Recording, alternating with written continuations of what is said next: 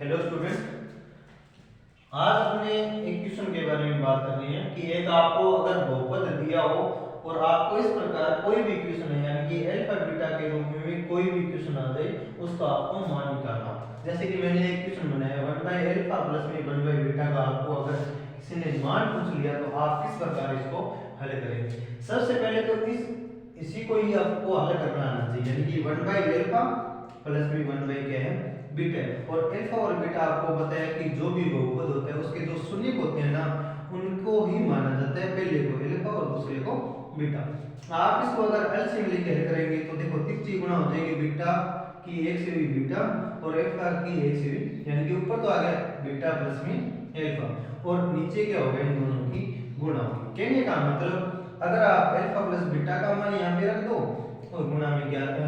भाग में क्या रख दो अल्फा इनटू बीटा तो भी आप इसका मान निकाल सकते हो। तो ऐसा कैसे होगा, तो आपको ध्यान से देखना है कि अल्फा प्लस में क्या है बीटा, और ये आप कैसे निकाल सकते हो कि आपके पास अल्फा हो या तो दो शून्य को या फिर आप जो भी इक्वेशन दी गई यानी कि जो भी बहुपद दिया गया है 4x² माइनस में 8x और प्लस में क्या है 3,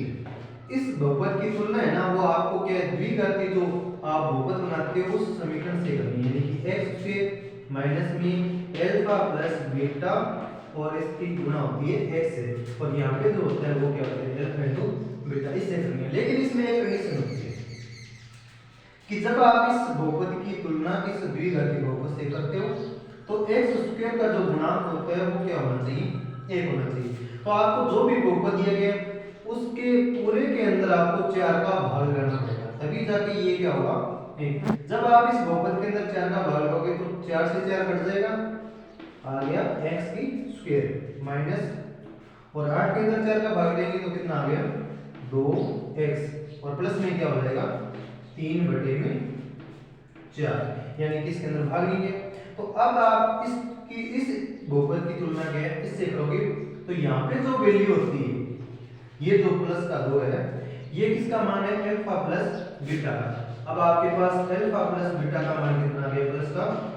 2 और ये जो वैल्यू होती है वो किसकी होती है अल्फा इनटू बीटा की, यानी कि अल्फा बीटा की वैल्यू होती है यानी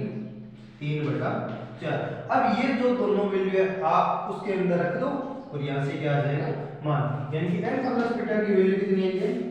प्लस का 2 और इस पूरे के ऊपर में अल्फा इनटू बीटा कितना है 3/4 3/4। अब ये जो संख्या है वो पलटेगी, आपको पता है ये नीचे वाली इसके ऊपर में कुछ नहीं है तो क्या मान लो 1। ये जो नीचे वाली संख्या होती है वो जाती है ऊपर वाली के साथ और 3 जाएगा इसके। कहने का मतलब ये से हो जाएगा 2/1 के गुणा में कौन सा रह गया 4/3 4 दूनी 8 और 3 एकम 3, आपके पास आंसर आ गया 8/3। ये जो आंसर है वो इसी का ही है।